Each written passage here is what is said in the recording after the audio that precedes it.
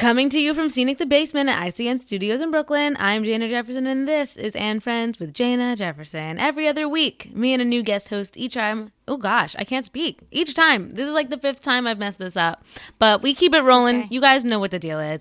Today's guest is none other than Foluke. How do you pronounce your last name? Tuakli, like broccoli, minus the bra plus a twa. Okay.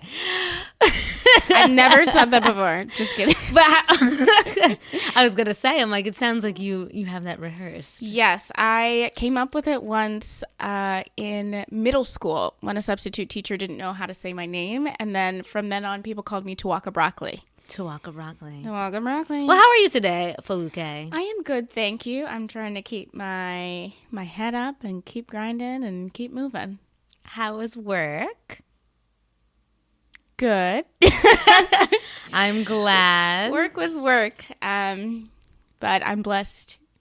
Blessed to have a job. But in addition implicates contradiction. I am blessed and highly favored. I have a job where I feel myself expanding, and I'm grateful for that. God bless. God bless. Hallelujah. Won't he do it? Yes. Come on. Praise him. Praise him. So every episode, we have our Beyonce Mood of the Day, which is basically describing how you're feeling today using a Beyonce song, a Beyonce lyric, a Beyonce video, just to say how you're feeling today. So what would you say your Beyonce Mood of the Day is today?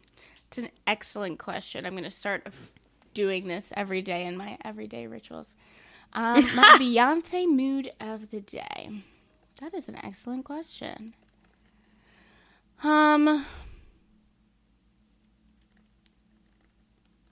You know what I find interesting? I don't know if it's my mood, but I think it's a mood of a generation. And it's the video for Pretty Hurts. Yes. Not that I'm necessarily that pretty, and I'm like struggling with the fact that you stop that today. I was supposed to give up self-deprecating statements, but here I am. But I've been talking to a lot of young people being myself and my peers, about how they feel, especially in this climate. And I feel like everybody has to put on a certain element of a mask in the spaces that we're in, and you know, with a lot of different mental health issues in the news, whether it's from Kanye's outburst or to the highly publicized, deaths of a couple of very iconic people. Many people have been saying, check on your strong friend, but I think it's like an everyone thing that you need to check on in everyone, because weakness and strength appears in 2 different ways, and struggle manifests in different ways. But also then, what does it mean to check on people? Absolutely. And so when the reason why I think of that video is because they ask her, what do you want to be when you grow up? Or, Miss Third Ward.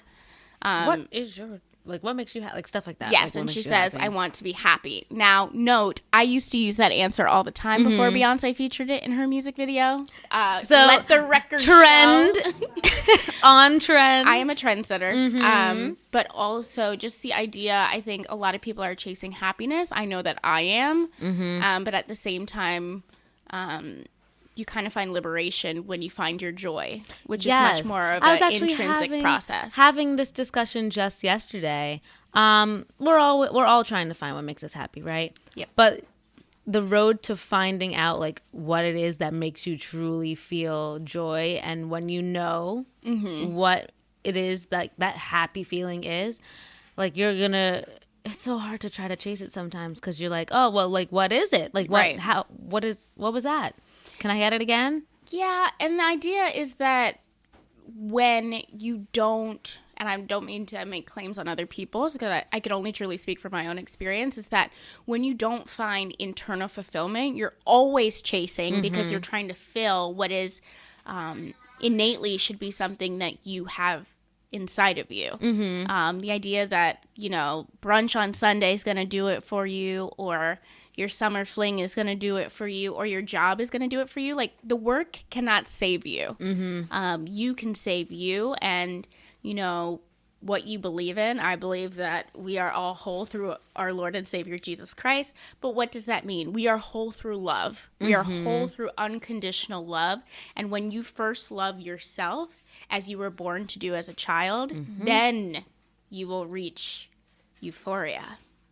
Did I say that correctly? See, now that was beautiful. My Beyonce move of the day is certainly not as profound. Okay, I'll change my answer. No, you can know. That's like perfect. My Beyonce mood of the day is ape shit. I just want the podcast to go ape shit over this wisdom and laughter and joy. Oh my goodness. That song is my hype up song. I keep listening to it when I'm driving and I feel like I'm going to crash. Because it just makes me feel like, wow, yes. Every time the beat drops, so do my inhibitions. So there's a chance that, yes, I may die in pursuit of fecal matter that will go mammal. I can't with you. But what I also identify very heavily with the idea that if you look at that music video and the black bodies in white spaces, that is also a heavy mood of coming from corporate America. Absolutely. And the other thing is the look in her eyes when she goes through that music video. You know she's doing hype stuff, but she's just real key. She's so like low key about it. She's just like, yep, whole lot of gang and that whole thing. And I'm like, what? She's so. That's you. Weren't you just on your Instagram dancing that Kiki? Oh yeah, I was. With some like hyper famous person, and you just come in here like you're an average Joe. That's I don't stuff. know. I'm just like, I don't know. That I don't pay attention to. Like I love what I do, and I love the things that I get to do through my job. But like when people are like, "Oh my god, like you were with so and so," I'm like, "Yeah, so." I don't like, and I was more hype over how synchronized y'all were. We practiced, we rehearsed. Because to me, you're a queen, right? And so is she. So just because maybe more people know her queendom through exposure doesn't minimize who you are. She should be equally as excited to see you because you're out here, baby girl. Foluke, we don't deserve Foluke broccoli. We don't. We sure don't. My Beyonce mood of the day, I think, is Radio from the Sasha Fierce side of the I Am album. Yes. Because I was thinking about it today on the train. Like my playlist on Spotify is like top notch. All of them. All of the ones that I've curated for myself and my ears and some of my friends' listening pleasures, if they want to listen to it. It just makes me so happy. And I'm like, wow, like nothing fills me with more joy than music does. Wow. It really doesn't. So I think I'm in love with my radio because it never lets me down. And that's how I feel today. And I fall in love with my stereo whenever I hear the sound. And then the song just keeps going on. An underrated bop. Wow. Bop is definitely the word for it. We don't deserve. Man, what was your favorite Beyonce album? Wow. That's like picking your favorite child. Unfair. Highly unfair, but there is an answer, right? You feel wrong. But I love all of my kids equally. I love all of my kids, however, but also the one. Have you seen those tweets that are like, we cannot rank The Office episodes? At the bottom, it's like the episode where Dwight does the fake fire. Yes. That's how I feel. My favorite album, I want to say 4. Okay. Is there a specific reason?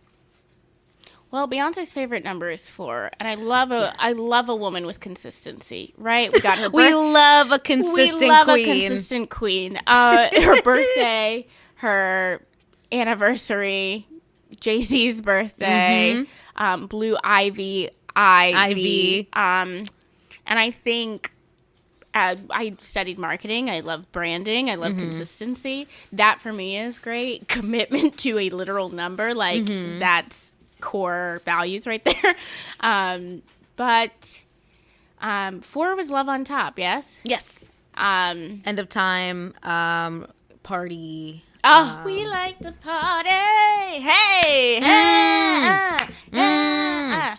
I think it also just came at a very pivotal time in her life, right? So she used Love on Top to announce her pregnancy with Blue Ivy. But even before becoming a mother to Blue Ivy, she was essentially not only a mother to me, not only our mother, but she struggled a lot with her fertility. She, talks about end of time and the endlessness of her, like that album to me is full of love. It's full of good vibes, but it's also full of vulnerability, and it's also full of reflection in a subtle way. And I think when I think about good music and I think about albums that I love, it's albums that decades from now, when I am drinking a wine cooler at a barbecue lecturing my nieces and nephews, it's something that I'm still going to play and remember fondly, till the end of time. Yes. No pun intended. This ape shit. It's a moment. Everything is it's love. A moment. It's very temporary to me. I think this album very much was like, we can do it. Mm-hmm. We are doing it. Mm-hmm. We are having fun. We don't need to explain anything to you. That's what that's the one the one concept about the album that I really loved so much. It's like, yeah, we're Black. We can still do this too. Right. Like, we can shut down the Louvre. Correct. Like, I love that. And the whole album was just being like, yeah, fuck with me. I got it. Like, I love that. But it's a great summer bop, not just because they have a song called Summer. And although I don't think I'll listen to it 30 years from now. Absolutely not. I think it's one of those things that's trendy. Yes. Especially since they grabbed the Migos for ape shit. And it's not necessarily everything. Well, the things I love about Beyonce is her vulnerability, her vocals, her talent, and her vision for excellence. Like, she adheres to a high standard. But I think it was much more about the Carters. I don't know if I've forgiven Jay-Z, so that was difficult for me at first. For me, I just feel like he brings her down. Like, I'm just like, she is a standalone magnetic force. So it's like, oh, and I bought my guy, and everyone's just like, yeah, okay. It was like, sis, it was just you on the invitation. You were fine though, right? Alone. And, I mean, but that's the thing I love about standing for Beyonce is I can stand for her in all different cycles of her life. I think for a good period of her career, people expected her to be perfect and to exist in one version of herself. And as she's gotten older, matured, and come into her own, she's much better at being unapologetic while also showcasing how multifaceted she is. And I love her for doing that. With somebody with her platform who can live in these different spaces, who can talk about the pain she's experienced while also celebrating not only her victory, but the victory of people around her. Like, that is a queen. Amplify those voices. That was like my cardio for the week. That feels good. Like, exhausted. I'm glad you got that out. So, listeners, remember, I've created a Spotify playlist for the Beyonce Mood of the Day. Search Beyonce Mood of the Day and follow it, please. So each song mentioned by me and my friends. To start off, actually, it would be, oh my God, my friends and I. Sorry.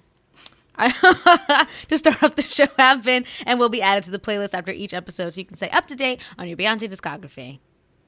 Sounds like discography. Word. Thank you. Come on. Oh, now I have all these songs in my head now. I'm excited. So, if you haven't noticed, Foluke loves to talk. Oy. She's good at talking. I'm okay. And she has the knowledge and something to say about a wide range of topics. So, to combine, this is like the first time Anne Friends has ever done this. We're combining Talk of the Town and Questions with the Guest into one very, very long, extended Talk of the Town. So, before we start, tell everybody a little bit about what you do. Well, I work in media. I like to say, just like there's talk of the town, I like to think I'm a woman of the town. I don't know if there's sexual a gal about town. Okay, great. But currently I'm working at MSNBC, which has heavy focus on news. I'm very passionate about discussing a lot of very important issues that affect a lot of different people. I largely focus on marginalized communities and telling unique stories that move the needle forward on important issues. And that's very important, and we love what you do. OMG, thanks. What else have you been able to do through your job? Any places you've gotten to meet? Any people you've gotten to meet? Any places you've gotten to go? Yeah. I have met a ton of different people in a lot of different lines of work. Just like I believe that you're a celebrity, I think every person that I meet is a celebrity. Well, I think the idea of celebrity is relative, right? So I suppose you might follow Kim Kardashian and check her page every day, but there's probably some boy who's hung up on you from high school who still checks your I page. wouldn't be surprised. I kept those boys on their just kidding. I was like not that kind of girl in high school. I was just like, I'm going home like right after school and going to dance, and that's it. Body rolled right onto the bus, and they were like, but actually, baby, come back. You know. What? Did you just ask me? You just asked me a question. Yeah, you've met I met a lot of people. Pseudo-celebrities. Not pseudo-celebrity. Like, your people mother you is think a are celebrities. Like, exactly. Everybody has a certain amount of recognition when it comes to communities that care about them, whether it's your family, whether it's your high school crush, whether it's, teenage girls yelling for a teenage heartthrob. I'm going to be less deep so we can get through this. What did you ask me? So who are you Who have I talking met? to? Who you met? I've met a lot of different people, a lot of really wonderful people. Should I name drop? Is that what we do here? You can name drop. Feel your oats.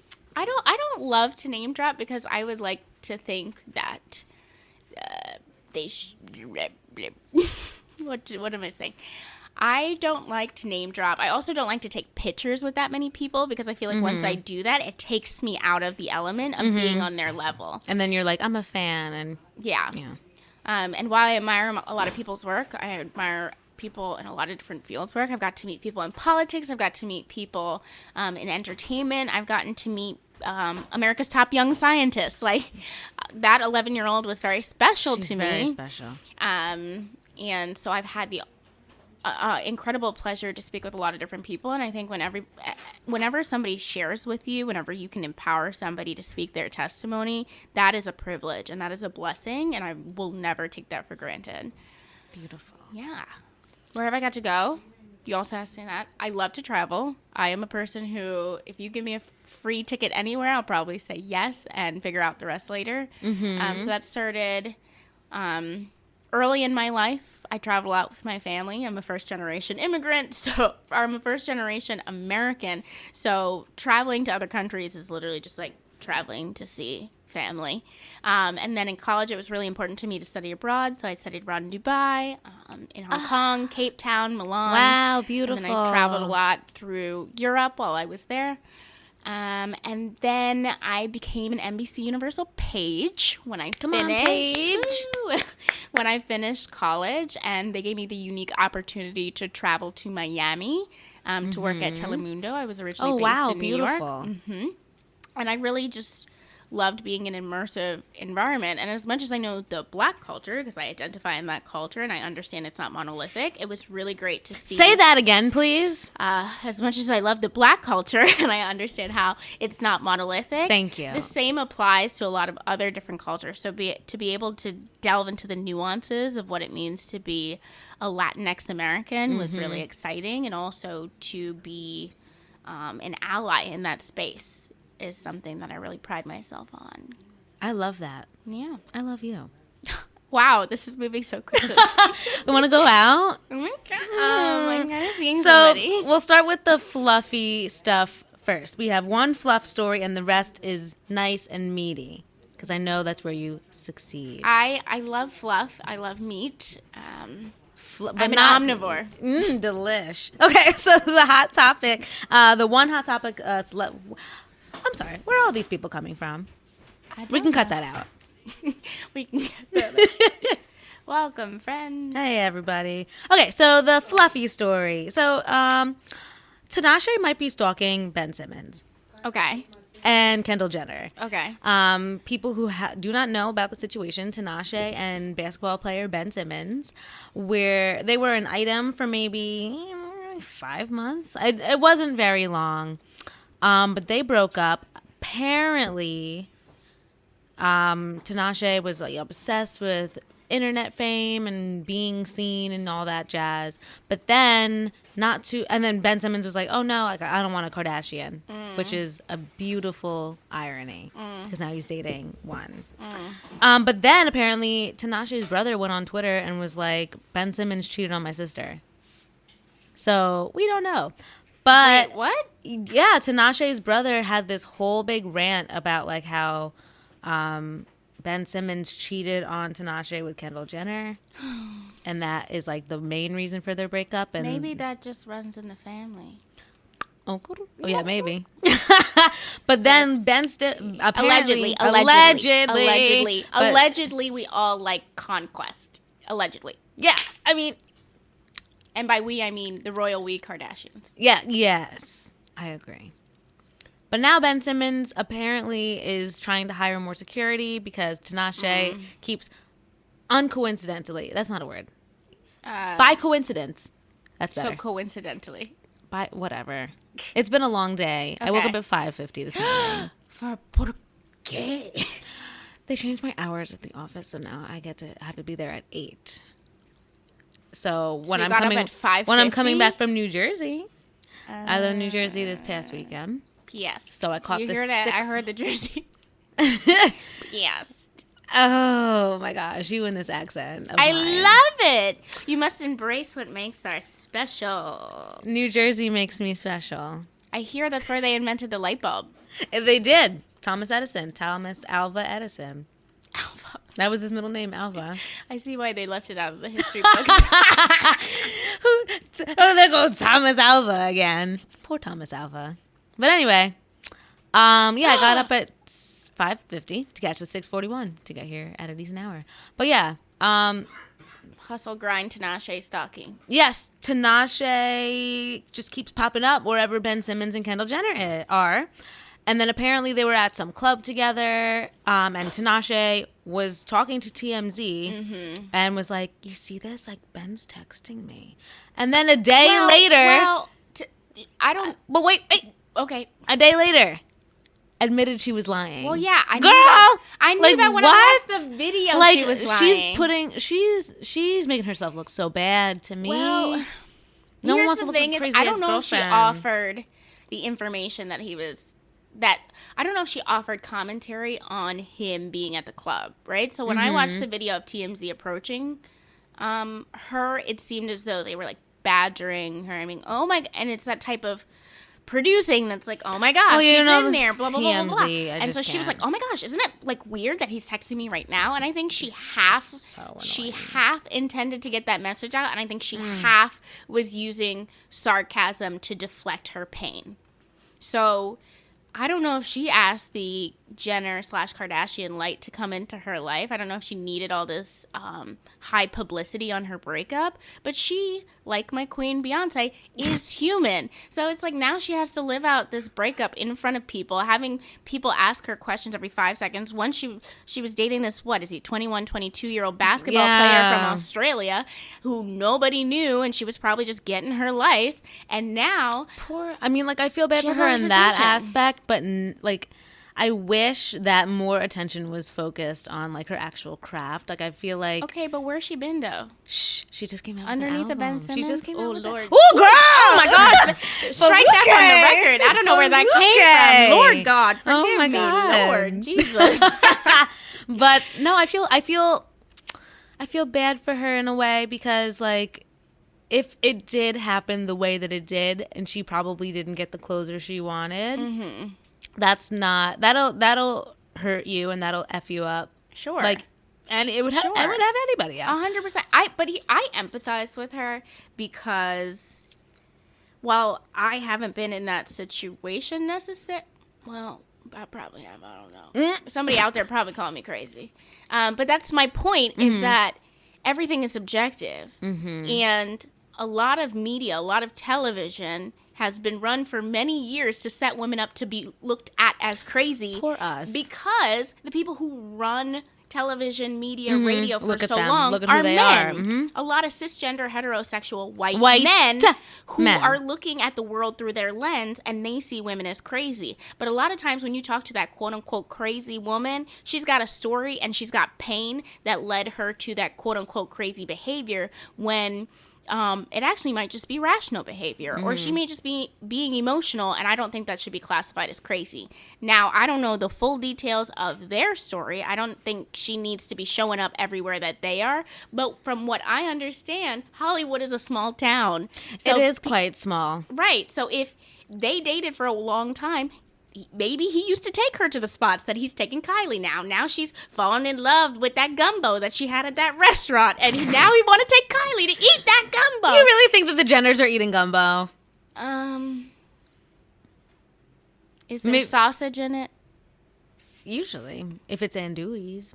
Oh, I believe there's sausage Look, in I don't know what their gumbo. dietary restrictions or personal preferences restraints are, whatever. But what I'm saying is, one, she may have showed up at one place where they are, and somebody wanted to call it stalking because we live in the age of hyper sensationalizing headlines, whatever. Do I think maybe she's hung up on this man? Yes, because she's a young woman. That might happen. I think he also might be hung up on her and maybe sending her mixed messages. That could be a possibility. And especially because he allegedly used the direct comparison of saying, I don't want to be with you because you're so obsessed with social media. You're basically like a Kardashian, and then went with basically what is a Kardashian. That would eat at me. Kardashian adjacent. Kardashian adjacent, bloodstream adjacent, whatever. That is hurtful. And it's like, what is it about her? And also, do you love the spotlight more than you loved what we had?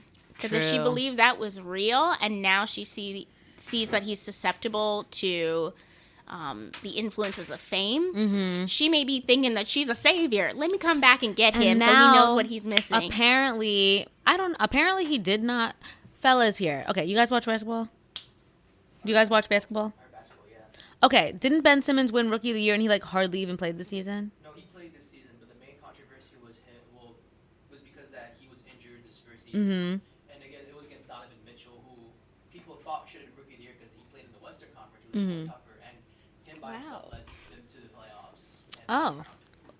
So okay, basically, all right, somebody did their prep work. Ben Simmons is like, now he's like a hot commodity. So it's like, maybe he's trying to up his own. He's a hot commodity because he's Rookie of the Year. That's kind of a big deal. Oh, look, I know a little bit about a lot of things, and basketball is not one of them. them. But now he's like, maybe he's trying to up his own personal, I wouldn't say status, like, I don't know, amplify himself a little bit. And maybe he didn't want to take Tinashe along for that ride. See, also, the reports I'm seeing say Ben Simmons says his ex Tinashe is stalking him. First of all, I didn't even know about that relationship. I don't know how this got to be so mainstream. I think it's because now it's attached to a Jenner. A Jenner, right. But my thing is, I have never trusted anyone who said all their ex-girlfriends were crazy. What did you do to make them crazy? Because the common thread is your equipment. And he's so young. He's so young. He's so young. And so he, probably is using that kind of language. The stalking might be a hyperbole.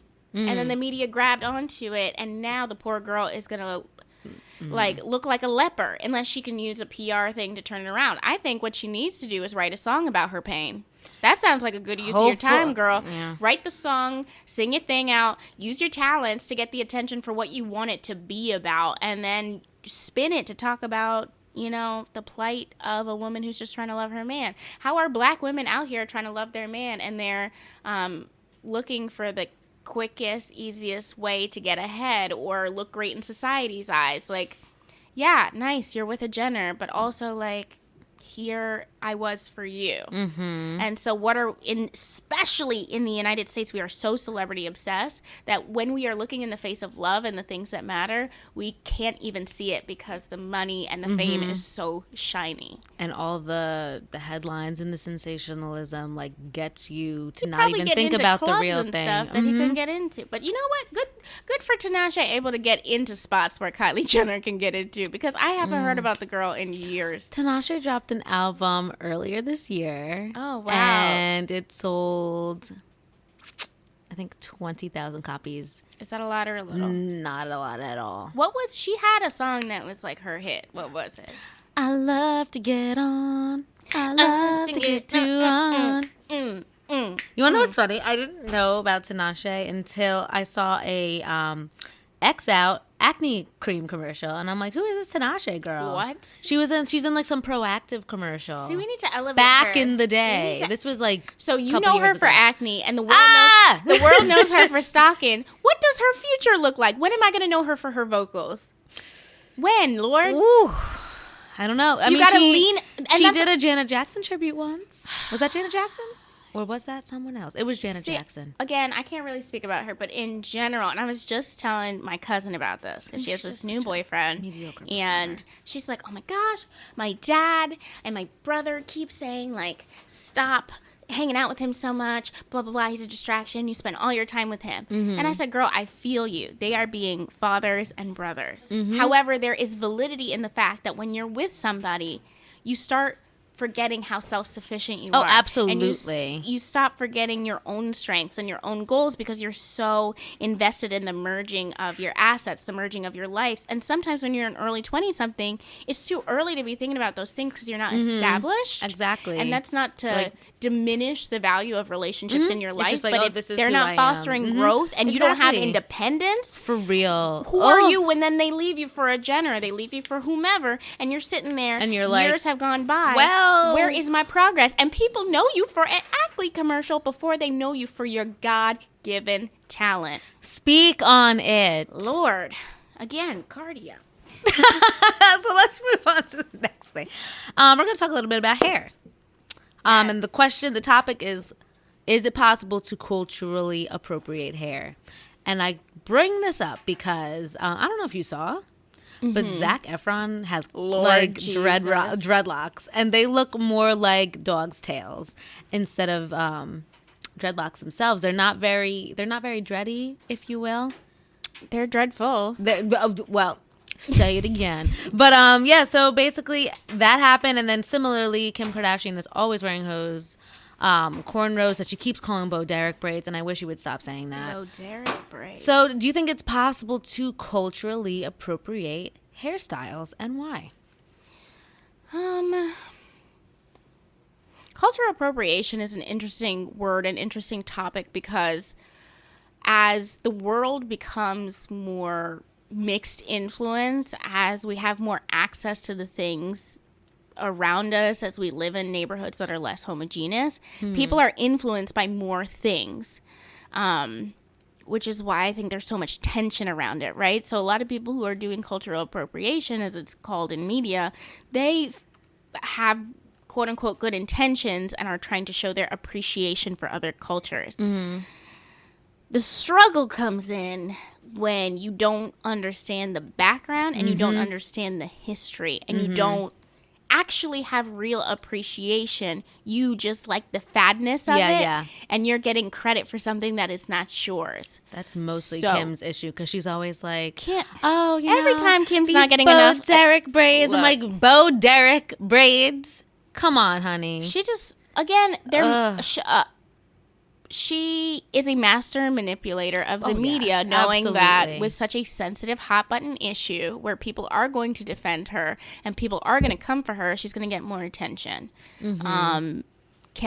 for me, I can't fault her as a businesswoman, as a mogul, a marketing undeniably master. But I'm not going to feed into it. You know what they say. Every time she releases something naked or puts a pair of my God, braids in her scalp, I'm not going to go run and click it because my eyes, my impressions, it generates more buzz revenue, for her. and it matters. And in a world where I don't always feel like I have a voice or I don't feel like I'm always seen, I know what speaks is money, and I know that in this digital world, those views, those clicks, the time you're spending on a page, those translate. So that's my view on Miss KK. You know what they say? The devil works hard, but Kris Jenner works harder. First of all, you know they don't say that. You say that. Viral tweet credited to Jaina. But yeah, shout out to Kris Jenner. Drop a clues bomb for Kris Jenner. But back to Zac Efron. I don't think, and I don't know him personally, but I'm assuming he was not malintentioned when he did it. I don't think Zac Efron's really. I defend Zac Efron because he's just a very important part of my. Of course, we grew. I grew up doing ages. Those dance along. We're all in this together. Come on now. We're all in this together, Zach. But I'm going to need you to go to history class first. Yeah. I think I appreciate the word cultural appropriation because it gets people talking about things that otherwise wouldn't be talked about. People are punished in the military for wearing their hair in locks. People are looked at as dirty. It is. I'll never forget that girl. Who was that E-News woman? Juliana Rancic, when she said that Zendaya looked like she smelled like patchouli oils and weed with her dreadlocks. Right. And so many people are quick to criticize people of color for rocking things that are stylish and incredible and actually have no impact on who they are as people. But when whites or ambiguous looking folks do it, they're credited praise, and it's a trend. Yeah, it's like, like, oh my God, it popped up all of a sudden. No, actually, I was discriminated against. There were people who had implicit bias against me. There were people who punished me in my work and in my world for having my hair this way or for wearing my clothes this way. And now y'all want to make it fashion. You want to make it a fad and don't want to give credit to where credit is due. And on top of it, you don't even want to hire the people who came up with it to do it. That's why your hair be looking like a dog's tail. You know, it looks terrible. Oh my God, they look so loose. Like, oh my God, they were so badly done.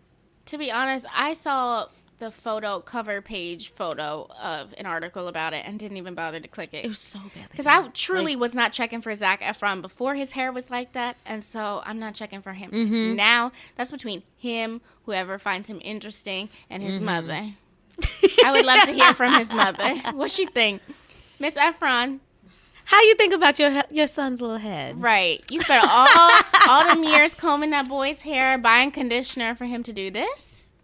You better get your money back. But you know what? It's up to him. And I think as we move forward, it's going to be less and less important. And it would be nice if there were more resources across the board for people to understand the significance of their choices. However, a lot of times we live in echo chambers, so black people are having these conversations, and black people understand the importance and the history of locks, but how are we disseminating that information to the masses? Because then they're just like, you guys get so mad over the littlest things, always want to cry race and blame race. It's like, it's frustrating, but we have to come to a certain place where are we regulating our emotions over the same conversations? I believe they're important conversations, but when are we going to move towards solutions? When are we moving towards progress? You can not change what them folks are going to do, but we can change how we react to it. And I think it's a waste of emotion to get upset about Zac Efron's hair. Oh, absolutely. When there are larger things going on in this country. Absolutely. Now we can have a conversation, and maybe somebody in his circle and his team should have a conversation with him, which is why it's important to surround yourself with diverse faces, not only in ethnic background, race, socioeconomic background, regional background, all those different things, so that you can always make sure that you're not walking around acting trifling, that you can be ahead of your message, that you can be proactive. Like, speaking of teams and fluff stuff, didn't Chris Brown just get arrested in Florida? He sure did. As soon as he walked off the damn stage, they had him in cuffs. Mugshot looking nuts. I cannot believe. What's that song he had about running? Can you see you can Run it. I would have been run run it out of here because you're about to get arrested. There was literally like 50. They said there was like so many cops. He jumps off the stage, goes backstage, probably ready to have like a blunt or whatever he subscribes to. I'm sure it's worse than that. Allegedly. Mm-hmm. And they were waiting on him at the door. Right. And they just like and I'm sure walked. he's super busy. Poor Chris Brown. And I mean, like, who on his team was there to support him? Sir, there's a warrant out for, you know what? We got your flight together. We got your bottles. We took a look at your rider. And you know what else we found out? There's a warrant out for your arrest. And what was it for? Battery? He punched a photographer at one of his shows when he was last in Florida. No, not one of his shows, at the club or something. Fabulous. You know, I wish Chris Brown would just take time off. Yeah. That's how I really feel think he just needs to take a break. He is a good boy. Like most people are good people. Yes. But they need time to unpack the things that are eating away at their souls and are manifesting themselves in destructive behavior, whether it's a sudden burst of anger and you're punching a photographer or it's multiple cases of you getting in trouble for punching people, like maybe women especially, allegedly. I don't know if that's that's not for me to say, but I think I just don't back to what we were talking about, happiness and joy, like he needs to be in a place where he's fueling his joy from who he is and not searching from happiness in all the in money, in cars, in relationships, in pretty girls, and this, that, and the fifth, because that's not anything that you can stand on. He needs a stronger foundation to stand on, something and that's tangible that will last him. Yes, I think the only tangible thing he has that are probably brings him happiness is the yes people, and I would hope his daughter. Oh my goodness, when I see him with his daughter, it is such a beautiful thing, and it is beautiful to see how soft men are able to get when they have a daughter. However, I don't think it should take you decades to figure out that women are people only because one is related to you, now you feel them as a offspring of you, or you feel some kind of possessiveness. A lot of people are like, whole conversation. You should treat women this way because she's someone's daughter, she's someone's girlfriend, she's someone's. Treat them right because they're a person. She is someone. Like, come on. But needless to say, you should give credit where credit is due. I think he's tried many times to get his life together, and it's even more important now that he has somebody relying on him, which is his beautiful and cute inquisitive daughter. A very cute little kid. What's her name? Royalty? I think it might be Royalty. But she's cute. She was royal when she came out the womb, and I hope she stays that way. I hope no one ever dents her crown, because especially we all come out of here perfect. Especially not her daddy. Or people like her daddy. Where did you go to school? University of Maryland, College Park. Go Terps. Graduated 2016. So you're 24? 23? I no longer disclose my age. You're just. I am a young, strong woman. A young, strong woman with an old soul, and it's very evident. Yes, and you're very mature and strong. Just thought I wanted to share that. Yes. No. So, do you want to know why I don't disclose my age? Oh, sure. Go ahead. I don't know how much time we have left. We have plenty time. I don't disclose my age because oftentimes I have been young for my age in a lot of spaces, and people take advantage of that. Yes. Did you know that age is actually a protected class in the Civil Rights Bill that like protects you in the workplace against like racial discrimination, gender discrimination? So is age. Ageism is a big thing. So much, and people like to be like, "Oh, baby, ooh, this child, look at your little feet." My feet are not little. I'm an 8.5. That is above average for a shoe size. Why are you referring to things on me as little? Why are you not taking me seriously? Because you're young and you're cute. But I am ambitious, and I don't like that people think they can put me in my place because of my age, because I've lived a lot of life. As I said earlier, I've traveled to a lot of countries. I've experienced a lot in my life. I've seen a lot of things, both positive and negative, and I think that's where that maturity comes from, and I want to be seen for what I bring to the table, not necessarily the amount of days, hours, and months I've been on this planet. Very smart. I was actually talking about ageism earlier today because that's one of the reasons why And Friends was started in the first place, because people don't really give millennials or people around our age or a little bit older, a little bit younger, any chance to talk about this kind of stuff. They don't think we have the know-it-all, the know-how, because of the age that we are and the year that we started doing what we're doing. And they're like, "Oh no, like you don't have enough experience." And I'm like, "No, we do." Actually, in a lot of cases, millennials have more exposure because they are digital to a certain extent. Oh, absolutely. Digital natives, so they have access to a lot more information. Helps us they have, know which is and why I grow. love television and media, and we're seeing it a lot more now. Is you get to see things that aren't necessarily represented in your everyday life, which is why millennials have a higher developed, higher sense of empathy when it comes to a lot of different things. A lot of times, and there's divergence of opinion, but a lot of times millennials are greater at having conversations, and they're greater at coming to solutions. I work at a legacy company where things have been done for a very long time, which is why I'm passionate about digital. People are a little bit more willing to hear out a millennial and trust their voice when it comes to something like Snapchat, when it comes to something. Right? Especially like having all these newfangled technologies in the way that we communicate nowadays. It's very much like online. It's on your phones.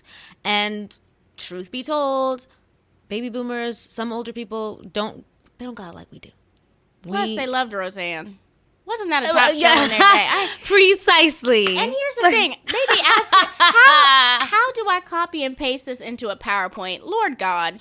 It's like, you make so much more money than me, have a corner office. Well, this is not a reflection on my place of work. I want the record to show. I'm just using a story as an example. But a lot of times they're looking to us to do a lot of things. And I don't understand why one of those things can't be provocative thinking, critical thinking. We are capable. And if you have a difference of opinion, we should be able to sit down through our different life experiences and be able to chat it out, shoot the shit. The fecal matter will be shot. Flung. It will accelerate in the air let's end that. I don't like that at all. So the next little topic conversation, you said you were a first-generation American. I am, proudly. Where is your family from?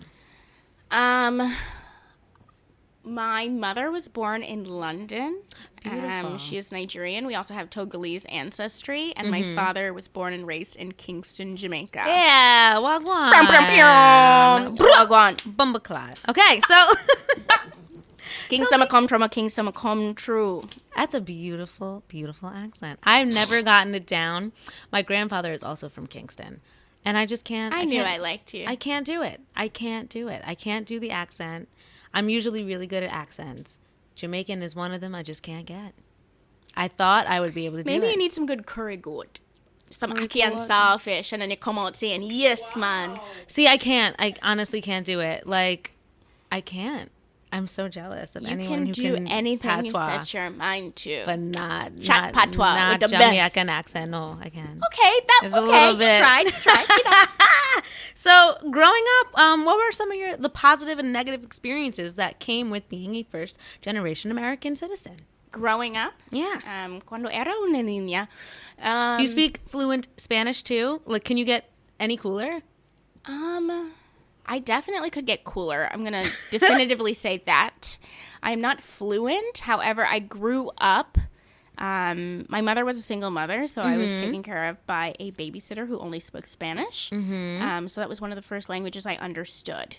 Later on, my mother married a Peruvian man, mi padrastro, and so we spoke Spanish in the house. So my understanding is pretty good, but similar to a lot of people whose parents speak Spanish and then they learn it over time, I usually answer back in English, even though my understanding is high, and I also don't get to practice as much as I would like, so my fluency is not where I'd like it to be. However, I am in the market for a language exchange partner because we are really behind in this country when it comes to lingual skills.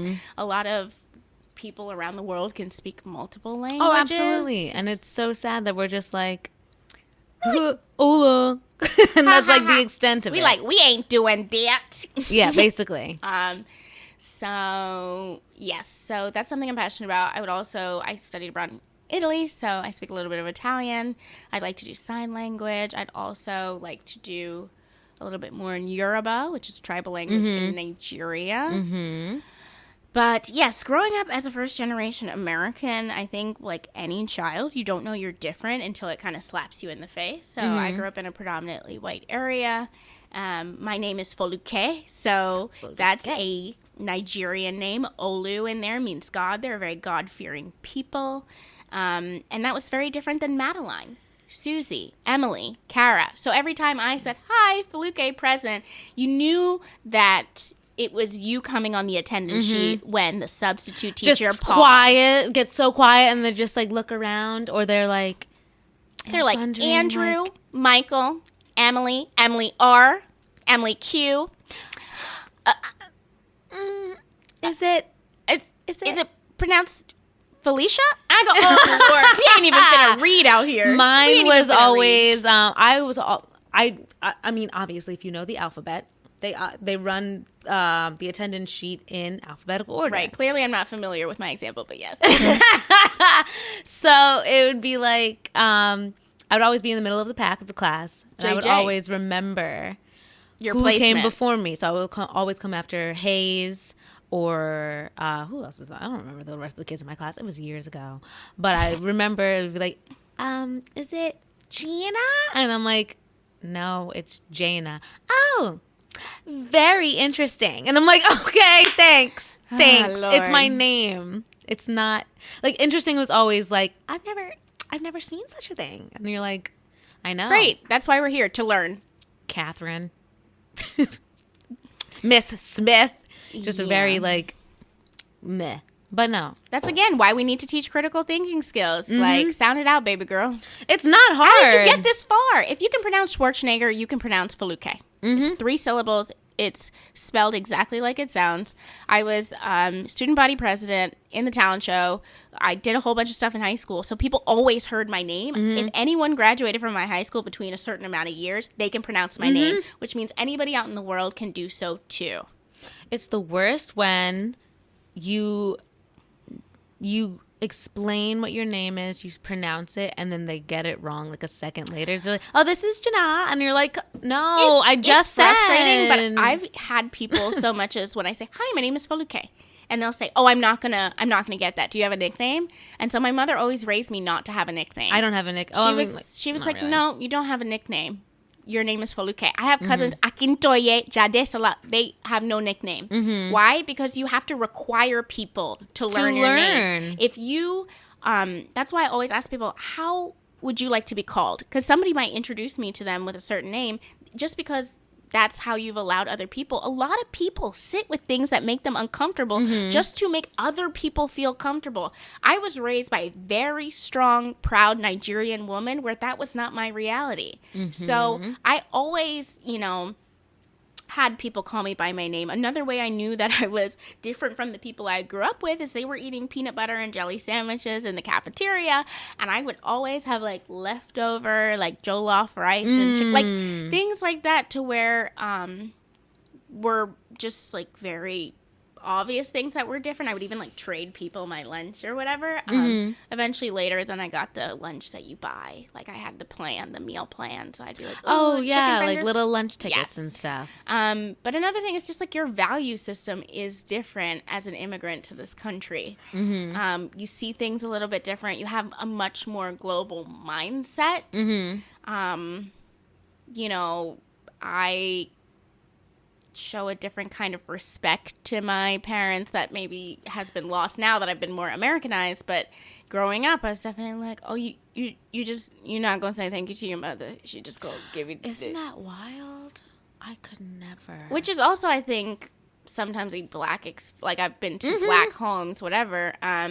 But I mean, I see more just like when we talk about representation in television now, which is such a hot button topic, Mm-hmm. we talk about the Black experience. There's so many shows about Black people, Mm-hmm. but we haven't necessarily showcased what it means to be An immigrant an child. immigrant child, Immigrant an family.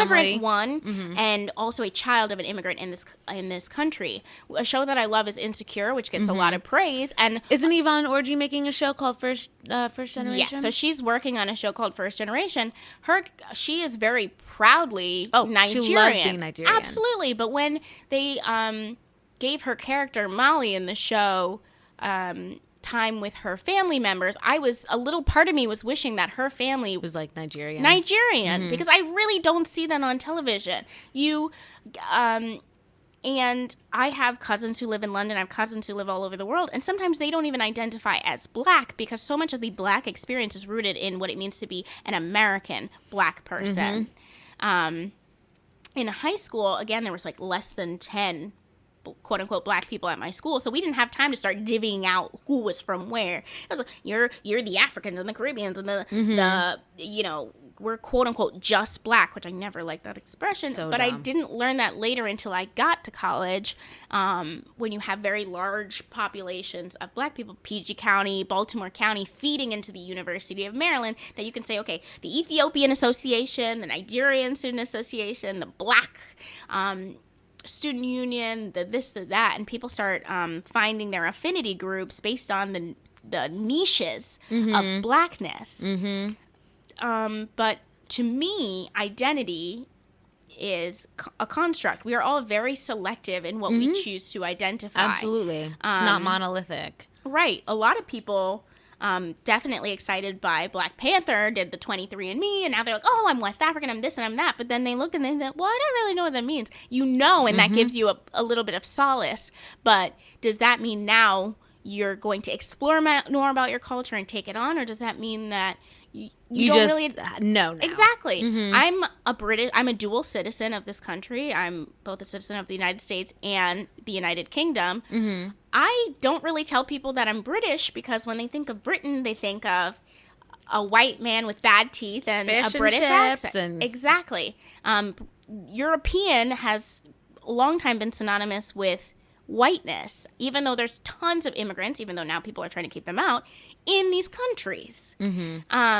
So we need to expand what we think about certain identities and how we see it. And now I understand why, I don't know if it's the millennials, but it's the next Generation Z, I think they're being called. Yes, I believe they're called Z. I think they're Things going are to interesting. be a generation that transcends labels. Oh, absolutely. They've whether already it's their- started to. I think it's like 52%, don't quote me, but I think it's somewhere around there, identify somewhere on the LGBTQIA spectrum, and people looking at pansexuality. Now, that's not something new. I was looking at a Sex and the City episode from the 2000s where Samantha talked about, oh, it's the millennium. It's all about pansexuality. And now with Janelle Monáe, people are talking about it again. think, And Tessa Thompson. Brendan Urie, I think, just came out as pansexual as well from Panic at the Disco. Look, I think that's the most beautiful thing, is to be attracted to the way that you love someone and not to have preconceptions about what the love of your life will look like, whether it's the gender of them, whether it's the way they'll be physically formed, whether it's the time that you meet them. Again, getting married by the time you're 30, I think is arbitrary. It's a little. Yeah. And then also just like the love of your life doesn't necessarily need to be a romantic relationship. It can be your mother. Emotional. Yeah, it could definitely It can be your yeah. friend. I think embracing love in the many different ways it comes, and even back to the first generation immigrant thing, I'm also Caribbean, and like Jamaicans, we're feel-good people.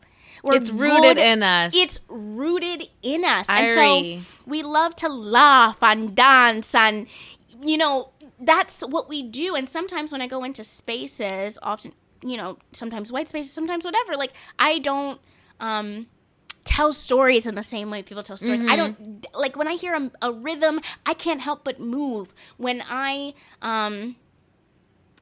talk about where I come from and my background, I can't help but be proud and moved by the experiences of my family and the things that they overcame to see their own life move forward. So, yeah, I don't know if I answered the question, but that's a little bit about me. That's beautiful, though. Yeah, but I would definitely like to see more immigrant representation in the media. I think a lot of times when we think about immigration, we think about Latinos only. And it's like, first of all, one of the largest migrant groups in this country is Asians. Mm-hmm. Let's talk about it. Who's talking about it? Check out NBC Asian America for some really good coverage of that. But at the same time, we have to start looking at the ways that we box and associate words with only one thing. Mm-hmm. Free yourself. Free your mind. Wow. That was a good one. Like, I don't know. I think I'm just going on rants. But this is good, though. This is this what other people usually do on the podcast? You're special, though. That's why we're doing this one this way. Okay. Because you're very special. The next topic is feminism. Buzzword. Feminism now is like diversity. Oh. So, who are some of the women who identify as feminists, or men? Okay. It doesn't matter. Okay. Whose practices and the way they present their feminism that you subscribe to. Ooh, that I subscribe to. That you're like, yes, I love what you do. I love the way you present yourself. And you are the best.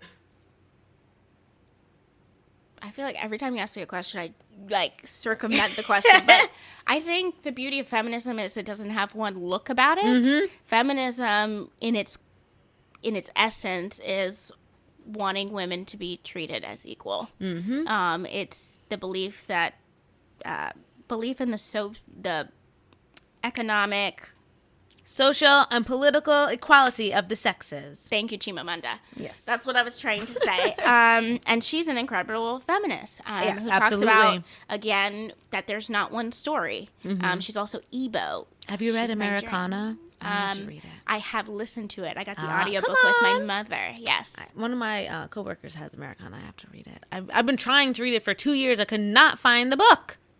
It's sold out everywhere. Literally, when I was looking. Because it had just come out. So I was like, oh, damn. That's a beautiful thing. Yeah, Sister I'm really doing her excited. thing. But yeah, in terms of women I look up to, relate to, I don't know. I think, and this is for anything, whenever I'm trying to understand a larger issue, I'll usually look inwards. Mm-hmm.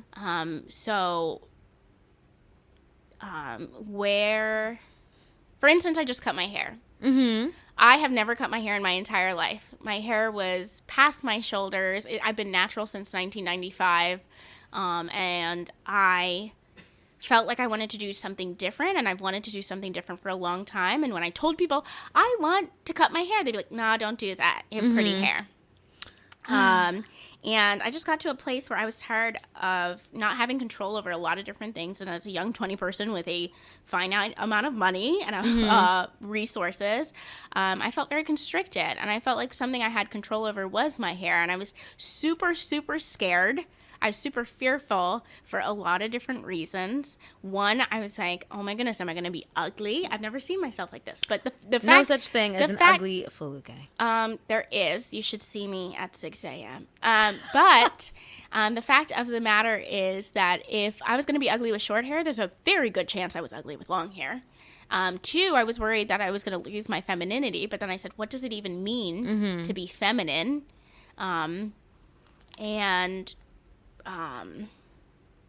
So when I find myself in a place of fear, I go towards it and I tackle it and I get comfortable with being uncomfortable, because that's when I will find truth. That's when I will find freedom and liberation, and the only thing holding us back are our chains.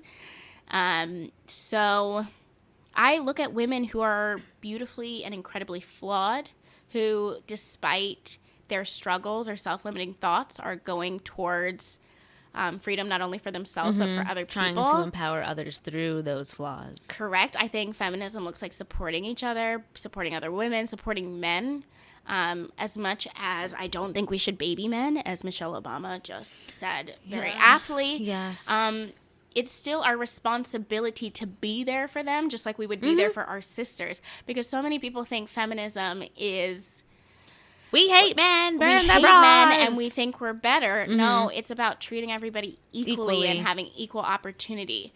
I've also worked in the startup space, so I worked not in college on a tech startup, but also now working in business and tech with NBC. I see the ways that women have to overextend themselves just to be taken almost as seriously as men in that space. Whether it's not flaunting their wedding ring, whether it's, getting a man to be the face of their company so that they don't get asked as many dismantling questions. Like, a lot of times you ask women, like, oh, what happens if you fail? What happens if this doesn't work out? So that's very disappointing. You know my favorite? When women are pregnant and they're like, oh, so like... her career is over. Yeah, they're like, oh, what are you going to do after this? And you're like, the same shit I always do before I had the baby. Like, hop off. And also, what is this man gonna do? Let's not talk about what he's gonna do for me. And also whether you have a baby and you do it without a man, like, that is awesome and empowering. Even cooler. There's so many interesting facets of feminism. I can't even put my finger on one. I love, as we mentioned, Chimamanda Ngozi, Jeanette Mock. Michelle Obama, Queen. Tracy Ellis Ross is who I truly She's aspire to be. She is a Scorpio woman.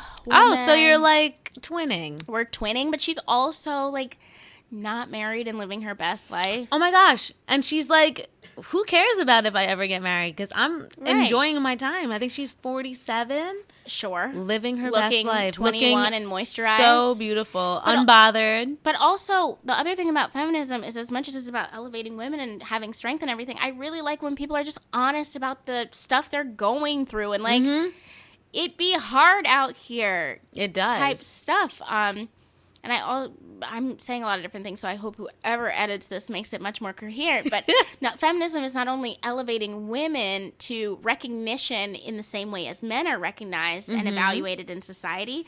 I also like to look at feminism as just raising the standard on men in general. The bar is so low. Oh, yeah.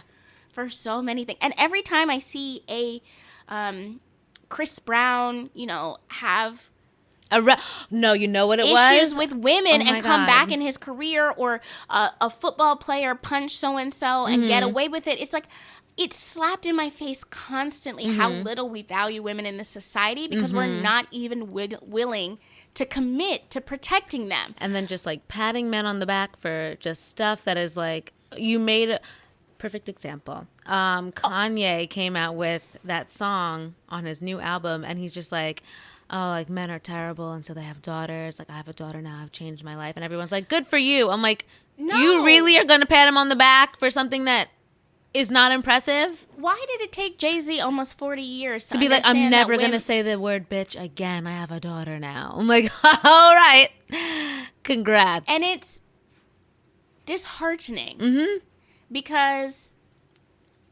there's so much, similar to how there's so much lack of education when it comes to people of culture, there's so much lack of education for women because we didn't even get to shape the history that's being taught. We didn't even get to shape the industries that are shaping the way that people think about things.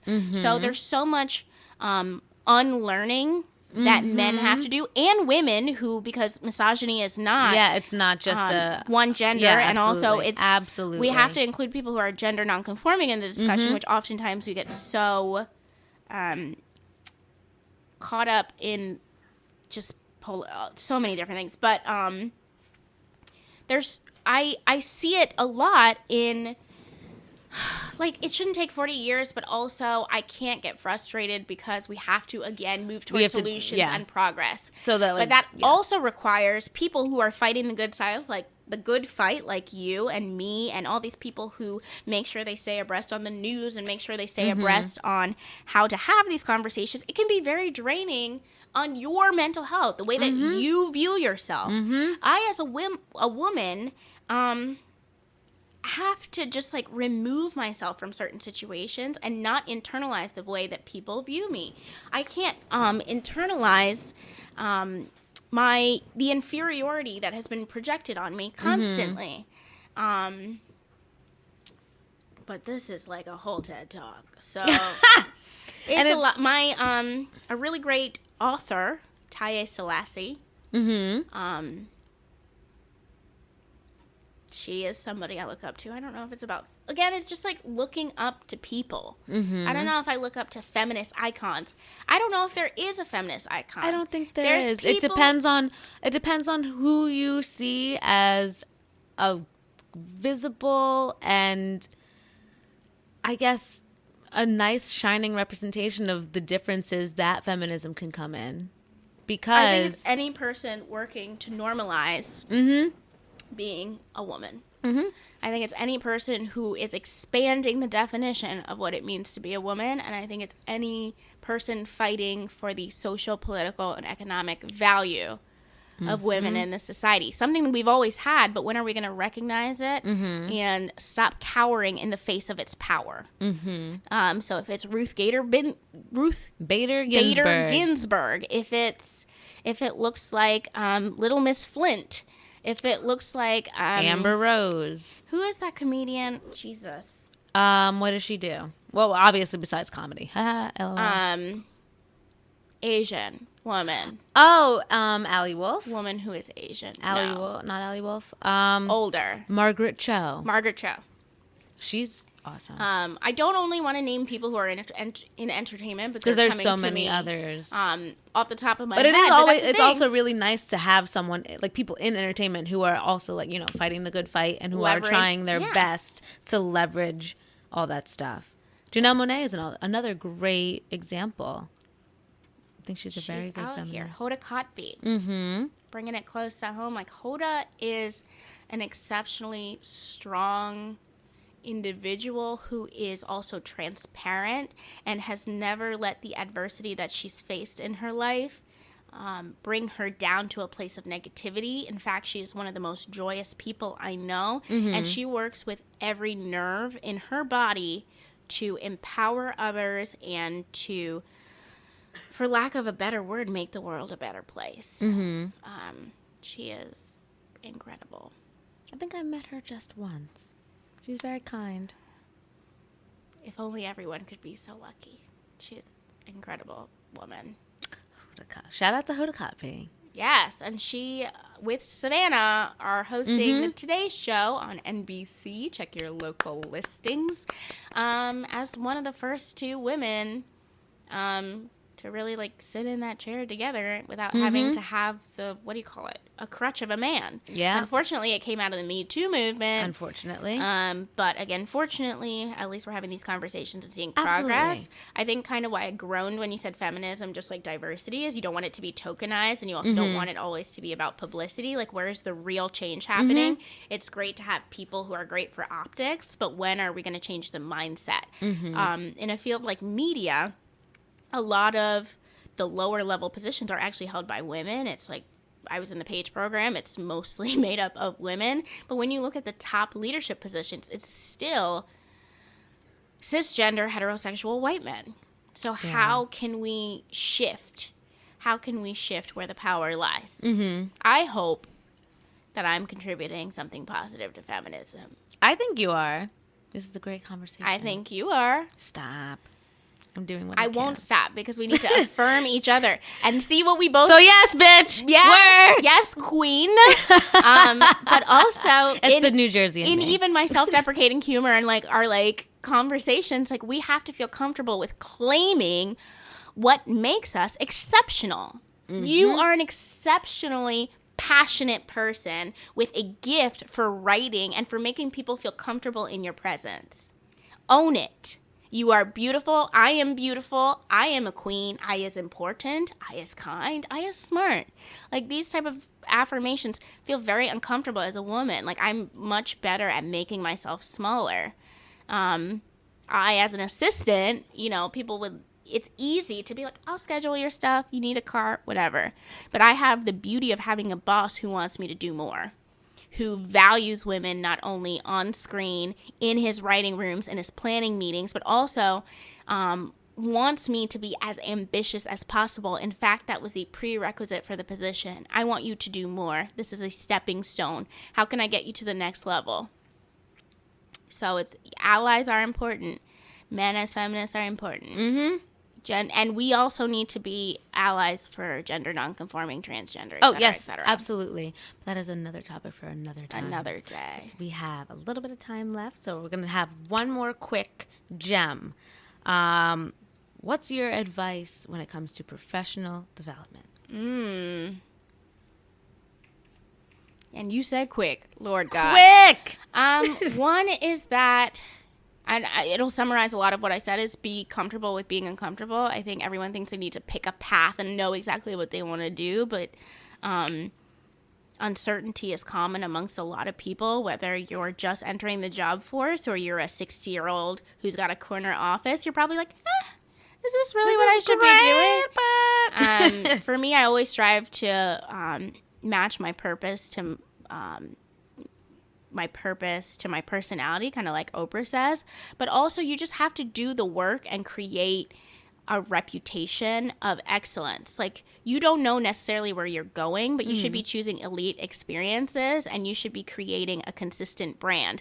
When people think of you, what are they thinking, right? One is your attitude, because when you get to a certain level, everyone is qualified and everybody is good, but who do you want to work with? Who changes the atmosphere when they come into a room, and who contributes unique ideas and isn't uncomfortable with their own individuality? Another thing in your brand is consistency. Are you going to get up at 5:50 a.m. to get up to work on time, or are you going to come in and be like, you know what, I was coming from New Jersey, y'all, I'm sorry I'm late. Oh, no. I was actually the first one in the office today. Hallelujah, won't he do it? Whole office. And melanin was probably popping. Moisturize through those doors. Moisturize. Edges laid, they weren't ready. But that's important. So is presentation. Like, I am not a person who likes to put a lot of pressure on the way that you look, but at the same time, you have to be dressed for the opportunities that may be coming your way. And that's just a reality of working in corporate America. If you would like to work in your sweatpants, or you would like to look however you want, there's a lot of like young-oriented companies that do that. You can work from home. You can have a podcast. You can be on YouTube. You can do whatever you want. I'm speaking more from the corporate America sense, because that's where I've worked for the majority of my young life. First in internships with the Emma Bowen Foundation. Shout out to the Emma Bowen Foundation. Becoming a page, and now, again, advancing in my career. And just always having gratitude. Like, so many people, even, I don't mean to bring it back to the cotton picking days, but it's like being able to ask the question of what do I want to do is a privilege, because so many people are doing what they have to do, and never forget that when you're on your conquest. So sometimes you just gonna have to do what you got to do what you got to do to get to what you want to do. And I guess the last thing I'll say is, a lot of people ask me how to stand out, because I was in a very selective program. They want to know how to stand out. I say the way to stand out is to optimize what makes you uniquely you, to be authentic. When people are trying to put people together, they're looking for representation and inclusion. So if you go and try to be the next person, you're going to mess up that spot that was supposed to be yours, and most likely they're better at being them than you are at trying to be them. Authenticity is very important. To any career. To any career. Because, again, why are you putting on a mask? Who are you doing it for? And what are you inhibiting in your life by trying to be something that you're not? These are the questions. And the job won't save you. I can't do that. I'm not. That wasn't authentic. That wasn't authentic. That's not who I am. This is not. Let the record show. Me. That was out of character. That was not I. That was not me. This is not. That was Foluke Fiasco. Okay, who's Foluke Fiasco? Is she your like sassy alter ego? Foluke Fiasco. Well, you're sassy regardless. I don't know if I'm sassy. I feel like that's the word they give to every young black woman who decides to have the audacity to speak up for herself and the people around her, but in a cute and funny way. But Foluke Fiasco is just my Handle. As I said earlier, I wasn't allowed to have nicknames in school, but later I started to realize that people had learned my name and they wanted to give me nicknames out of affection. There was this kid in my theater class who called me Foluke Fiasco, like Lupe Fiasco. So I kind of took it on. And when you first make a social media page, you're trying to be as punny as possible. So that's what I did. I also love alliteration. Again, marketing. But when I went to Milan, somebody was like, why do you call yourself Fiasco? I said, what are you talking about? It's cute. I'm cute. That's what I do. And he said, no, it means like an accident or a mistake and everything's going awry. And I was like, wow. And for half a second, I thought about changing my name. And I was like, no, that's 100% who I am. I'm a person who is unexpected. I'm a person who rolls with the punches. I'm a person who takes things that seem like they don't go together or that you'd never think of, and I make not only something that works, but something that was better than you could have imagined. And so the combination of my name, which is Foluke, which means placed in God's hands or God's gift, with Fiasco, which is like everything is in God's hands. Like everything has a path and a vision and everything is going to work out. Like that's who Foluke Fiasco is. It's me at my best, which again, my social media is a highlight reel of who I am. And most of my photos are candid because I can't be sexy. It's not my thing. It's not my brand. So I end up laughing. Very off-brand. Girl. And that's how I get through life. That way either. Life is so much better with laughter and not trying to be someone that you're not, like we said. Yeah. I'm not. Which I ain't sexy. In my own head, I am. I'm not going to comment on that for HR reasons. I need to talk to the manager. I need Sarah, manager. But beyond at Fluke Fiasco, that's my handle. Feel free to follow me for content. That's out of pocket. But I also have my hashtag Don't Apologize for Living, which is also my mantra. I got it from a man who was homeless in D.C. He asked me for money at a stoplight, and I said, oh, I'm so sorry, I don't have any cash on me. And he said, don't apologize for living. And it's so strange that random interaction clicked so much for me inside my soul, because that's when I realized that I had thought that I was a burden to so many people and that my existence was always burdening people, that I had to apologize, that the type of behavior that's like, oh my goodness, I want to post a throwback photo on a Tuesday, but it's not Throwback Thursday, so I have to say it in the caption so that everybody knows that it's okay that I'm posting it, but I also acknowledge that I'm doing something so crazy. That type of stuff needs to be hashtag Don't Apologize for Living. Drop the photo. Drop the album if you're Beyonce. Like, live without constraints and live without fear of judgment. There we go. That's not always who I am, but that's definitely who I'm moving to be. And so my hashtag and my handle are reminders of that. And I hope people get that from the type of stuff that I share out in the world. Fabulous. You're a fabulous individual. And this was a great talk of the town / questions with the guest. Ooh, lengthy. Excellent. I would apologize for talking so long, but hashtag Don't Apologize for Living. So, and that's why we did that, because like I know you have so much knowledge and so much wealth to share.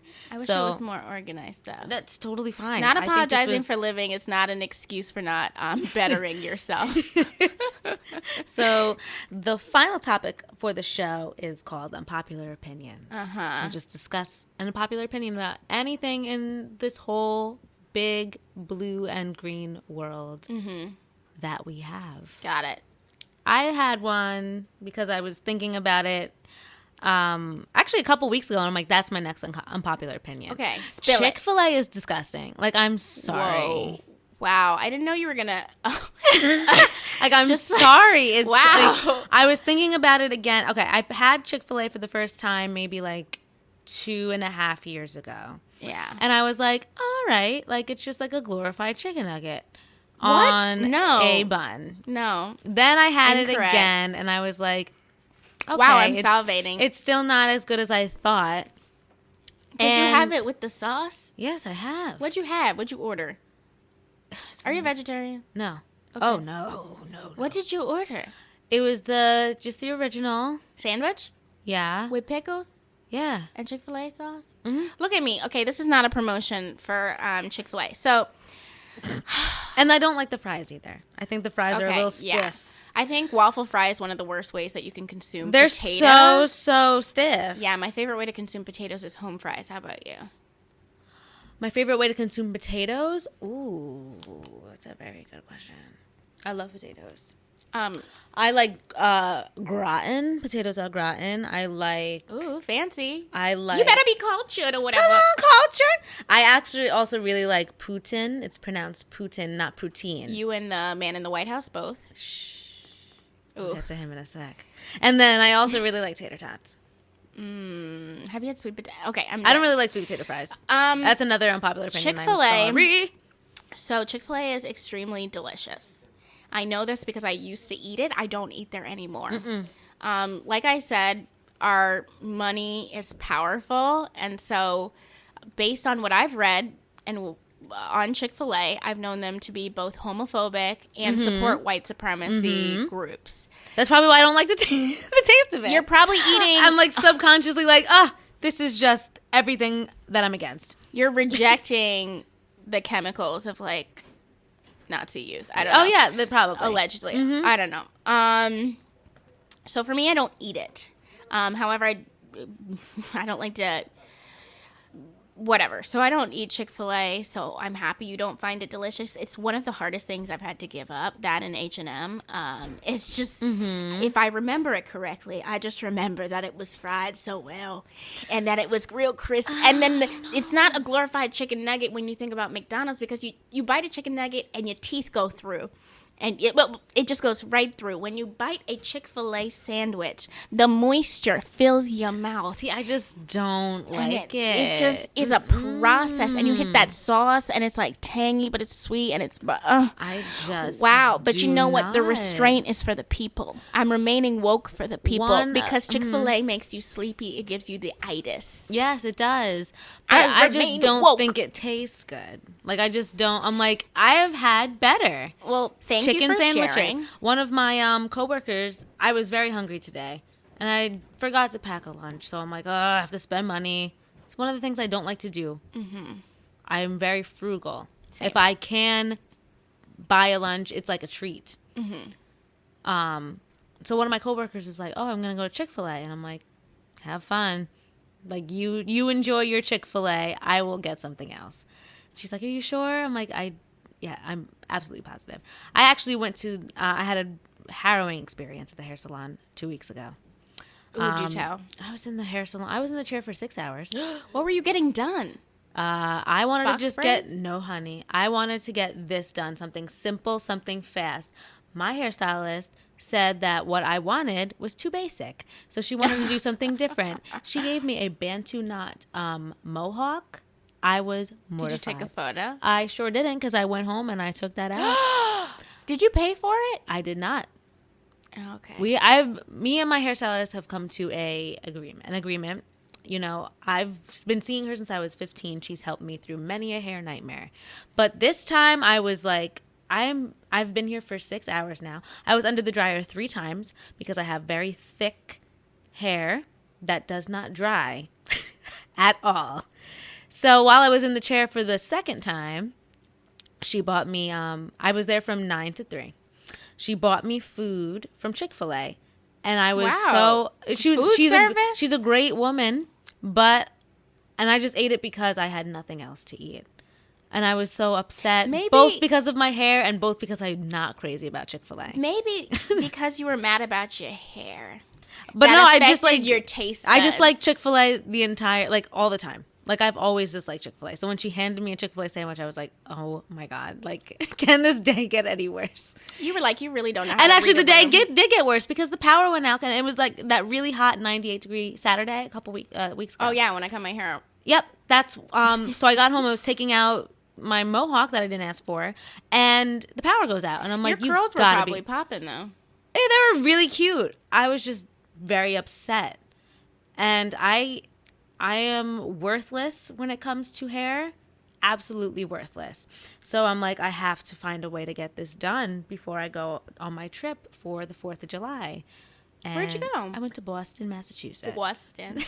Boston, Massachusetts. It was a lot of fun. Did you enjoy yourself? Did you have a lobster roll? I didn't, but I don't had know a if lot that's of what rosé. Boston. Have you had frosé? I did. Oh my gosh, you know, Thoughts? I love frosé. Anything wine-ish or rosé-ish, my favorite things. I also went to the bar that they based the show Cheers on, and I had a cider, and it was really nice. Sounds very significant to It was white Where people. Everybody knows your name. Yeah. Sure. But yeah, that's my unpopular opinion. Chick-fil-A is not. I need to stop The referring best. to white people as like a whole group of people. That's like my worst habit. Because I just be like, white people. But then after being around white people and, you know, somebody spoke up and was like, you know, this is kind of offensive. And I go, you're right. I should stop. Because you know we would get upset if they said, you know, black people. I know. We got to be better. Although if they said black people, no, you're right. You're right. You're right. We You're right. gotta be better. There's no exceptions. Oh, generalizations, even if they're good, are not good. Fascinating. So I won't bring you Chick-fil-A. Thank you. Well, I wouldn't be going there regardless. So you're safe with me. We Thank will you. never eat Chick-fil-A together. Thank you. So after the show, we will not be eating Chick-fil-A together. No, but I do need to eat something. We will go out and get food together. Hallelujah, won't he do it? Praise him. All right. Praise What is your unpopular opinion? Well, yours was about Chick-fil-A. Can you ask me about a couple? Because right now, my gut's telling me my unpopular opinion that will really get people like ready to fight me on Twitter is that marriage is not an accomplishment. Yes! Like, we can go all day. Clearly, it's popular in this room.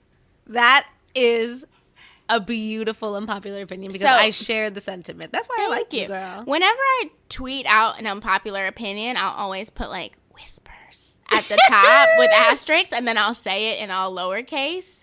And usually I can't. that will embolden other folks to be with me. But on this particular day, I said, whispers, marriage is not an accomplishment.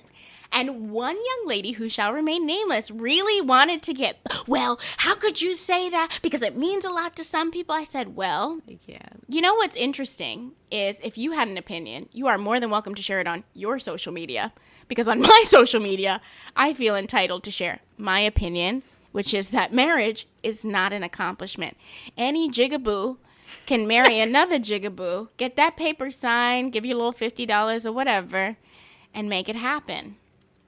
For me, I have never been public with any relationships that I've been in. Who knows if I've ever even been in one. And so that leads to a lot of questions since I'm a woman about, oh, when are you going to get a boyfriend and get married? And I'm like, look, I could have been Mrs. Farragut North by now because the man who was homeless at the Farragut North metro stop in DC used to always ask me to marry him. But because I have a strong sense of self and standards, I said, you know what, brother? Be blessed. I think there is something to be said for finding love, and that is and being able to love another person and kind of putting your own baggage aside to like spread positivity. That is an accomplishment. Maybe in having a marriage where you raise children and those children are then successful and productive in society, and then they too can find and have healthy relationships. That's an accomplishment. But in just getting married, like, is it an accomplishment? I think There's a if you lot look at of it ring historically, chasers. right? Sometimes you couldn't get married if you're gay, or you couldn't get married if you're, you know, interracial. You couldn't get married, whatever. But for me, I don't find the hoorah in the ceremony. I find it a little bit archaic. And There's so much more to live for. Like when girls are like, oh, no offense to women who want to get married, and they're Women like, and that men. is like the goal. Like right. marriage, kids, a house. Oh, that's it. Like Right. that's fine. Yeah. That's you. Yeah. You live your life. Yeah. But for me, and I think many others, the goal for me is a career that I can thrive in and be really satisfied in, and then maybe date around a little bit, have some Okay, fun. hallelujah, around. Date around. And then after I have really found that happiness in a job that I'm secure and I can afford to have a family and get married, let's see where that goes. And that's 100% up to you, and not to beat a dead horse, but that's the power of feminism, right? To stand on a horse and condemn anyone's decisions in their life, or judge them for what they do. Like, I don't want to get married. Sorry, let me rephrase that, since that also seems to be an unpopular opinion. It is not a goal for me to be married. I've seen the way that people are attached to that idea, and it's not something that I ever want to glamorize in my life. Mm-hmm. If it were to come along and that was important to somebody else, I'd be open to have the conversation. However, it's not something that I strive for, and so in my life right now is not an intention that I then set off in the way that I choose to live. People love to tell me, oh, you're going to change your mind. Oh, my gosh, you're too young to know what you want. First of all, heifer, that's disrespectful, because I do know what I want for my life, and I've thought about this, and this is a decision I've made. But also just in seeing people who were so attached to the idea of marriage that they settled for a negative life, or a life that was detrimental to their own progress, because they wanted to have this societal benchmark checked off. I've seen it be so damaging to the way that people view themselves, the lack of marriage then influencing the way you value yourself. It is quite honestly an epidemic that we need to address in this society, and it has a lot of intersectionality that goes into its like deep-rooted pain in many people. For me, I've just left it. I'd like to be married to joy. I'd like to be married to self-sufficiency, self-care, and self-happiness, if it happens, I hope it's between two whole people. One of my favorite shows is Married at First Sight. I've never watched that show before. Lord, what a show. What a show. It is addicting, to say the least. It started as a social experiment. I guess it still is. But when I look at the show and I see that, oh my gosh, do you know the premise? Yes. So basically matchmakers set up two people and they meet at the altar, get married. They have to be together for a certain period of time, and then they have to decide if they want to stay together to get a divorce or to stay married. Mm-hmm. So many of them have idealized what it means to be married, that when they get into it, they're like, this isn't what I thought. I just want to give up. No, honey, it's work. Mm-hmm. It's work. And you just wanted it to be kissing and have somebody to cook for you when you get home. And that's not the case. Mm-hmm. And so you have to be realistic about what you're looking for. And you can't be so married to the idea of marriage that you're willy-nilly out here just... Or just settling for whatever's convenient. Ooh, settling. Settling is a word that oftentimes happens, and it happens a lot with Black women. Talk about it. I'm doing the best I can. I know people, there's people who I've come across in my life who have been with just one person. And that's fine too. Sometimes you just know, you know? Me, I'm not that way. At first I was so you be with a lot of people? Is this the tea? No, this ain't no tea, honey. At first I really thought, I'm like, oh yeah, like, I'm going to be just like, this is the fella. No, he does not. Fella. He doesn't listen to the show. She so said, like, I will whatever. grab one from the 1950s. He shalt be mine. This fella. But I'm like, oh, this is the guy. He's real special. He treats me right. His family's great. But then, you know, things happen. And then you're like, wait a minute. No. Like, life is meant to be experienced. And explored. And that also comes with dating. And if you're going to be tied down to some people don't have to date. It's totally fine. But some people like to. The most important thing is that everyone has choices. And you have to look at your own key performance indicators, your KPIs, like any good business. What are we going to determine as success in our lives? For a business, it might be return on Instagram. or return on Instagram, return on on investment. investment. And on Instagram, it might be number of followers, but for some people, it might be percent engagement, right? For me in my life, I know that one of my key performance indicators is not going to be marriage. Whether I do it or I'm not going to do it, that's not going to be success for me. But I also think it's beautiful if that's something that you've chosen for yourself. We need to create spaces where it's okay to share how you feel and your choices without having to feel like people are judging you or to feel like you have to live to other people's expectations. Like, it is up to you. Just like you said, you want to date a lot of different people. I empower people who want to. Maybe. And that might not be sexually, but like sexual liberation. Go for it. Celibacy. Go for it. Abstinence. Incredible. Live like, do your life. And I'll do me. And your success, however you define it, won't change the way that I define my success and how real it is to me. But marriage is not an aspiration. Maybe that's it. Maybe that's what it is. I like this unpopular opinion. It makes me feel safe to share things. It's totally fine because most of the time I share the same sentiments as many of the guests. What is a song that you find many people like that you don't like? Like a song in general? Yeah. I've said on the show I really cannot stand the song Sweet Caroline, and I stand by that. Sweet cat, like that. Yeah, no, I'm familiar. Oh God, it's terrible.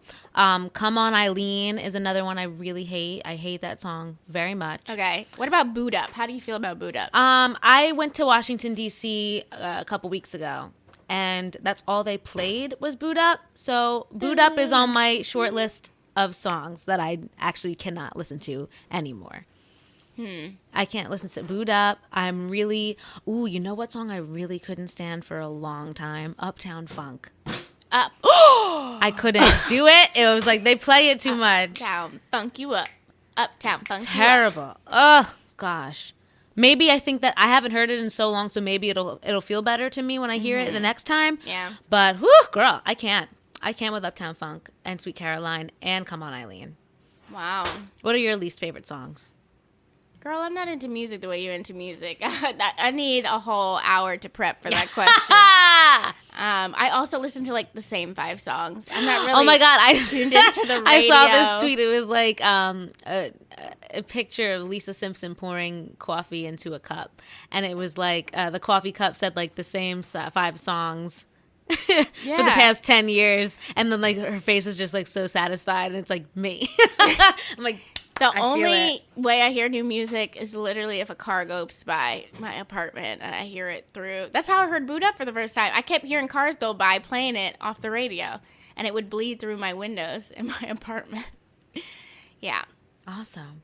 Well, that was it. Let me do my sign off, and then we'll get out of here and get some food because it. Do you want to do some closing words? I think. Oh, yeah. We always do closing words. You should wrap it up. That's what I was just about to do. What we talked about. Lord. So I just need some French fries. Lord God. So that's all for And Friends with Jana Jefferson.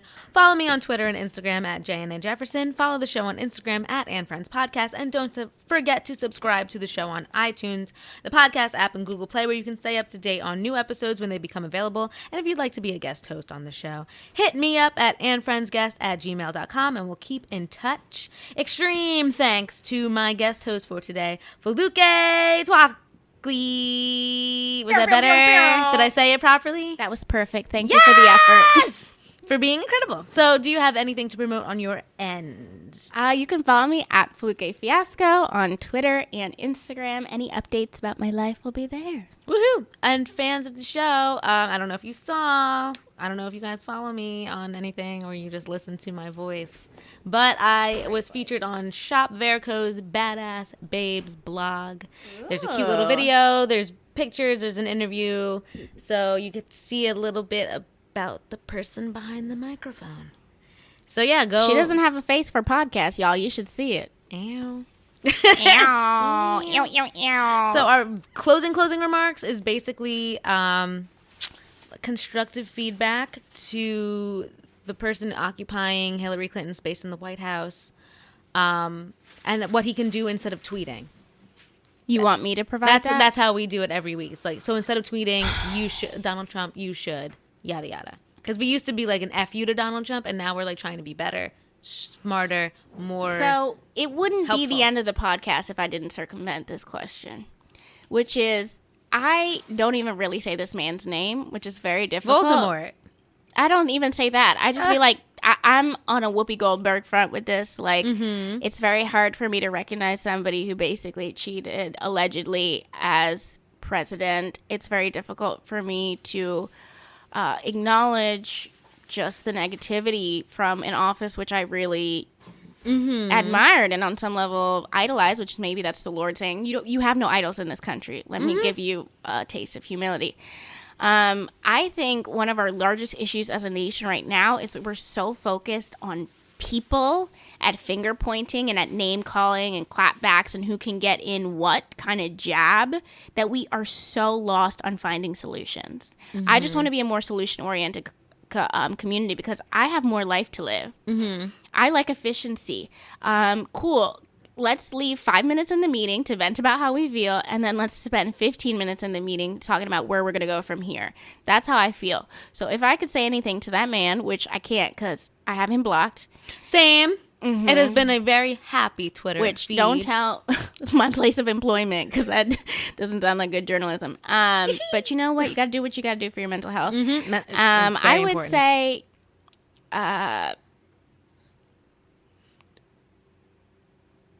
honestly, I wouldn't say anything negative. I would just start adding people that he should follow. I would say, where are the solutions? I honestly don't have words for this man. I have nothing to say because once you start arguing with a fool, you become the fool. I am interested in getting people out to vote for the midterm elections. November 6th. Voting in their local elections. Absolutely. Because at this point, he's there, and we have to deal with it. But where are we going from here? I'm really happy for Alexandra Ocasio-Cortez. Yes. And so young and strong so and smart young. and again, a great feminist icon of this time, if you will. And she's also very vocal about anyone who wants to put her in a box. She is coming forward and loudly and confidently about certain things that you could consider an unpopular opinion, which is abolish ICE, strong stance.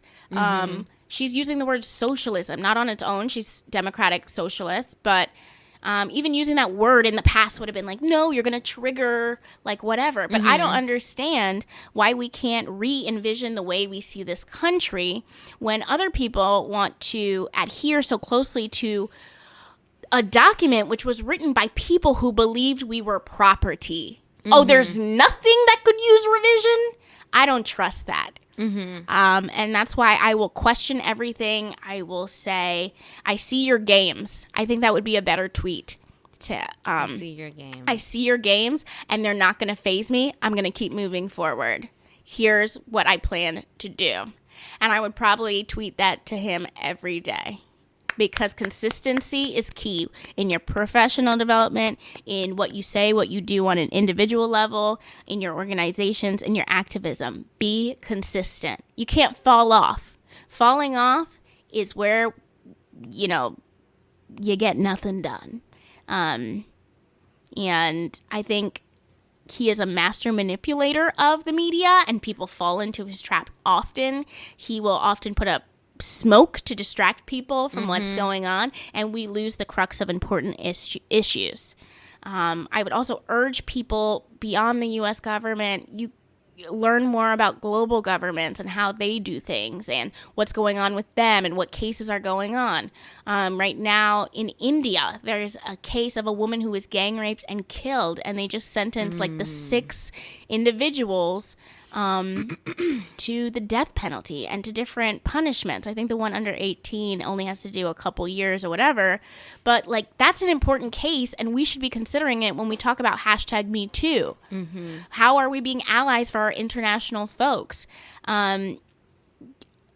was it India where they just started having women drive? Like, what does driving mean? Having a mobility, being able to do for yourself. Like, these are conversations. And I think we talk so much about my truth and their truth and finding the truth. Like, the truth is so much more valid when it's not self-serving. When you are incorporating the victory of everyone into where you're headed and the stories you're telling.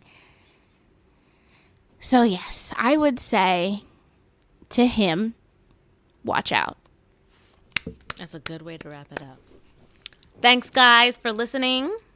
And Friends podcast will be back sooner than expected. We usually have 2-week breaks, but not this week, honey. So keep an eye out for an honey. So we'll be back. Yeah, thanks for listening, everybody. Bye. Bye.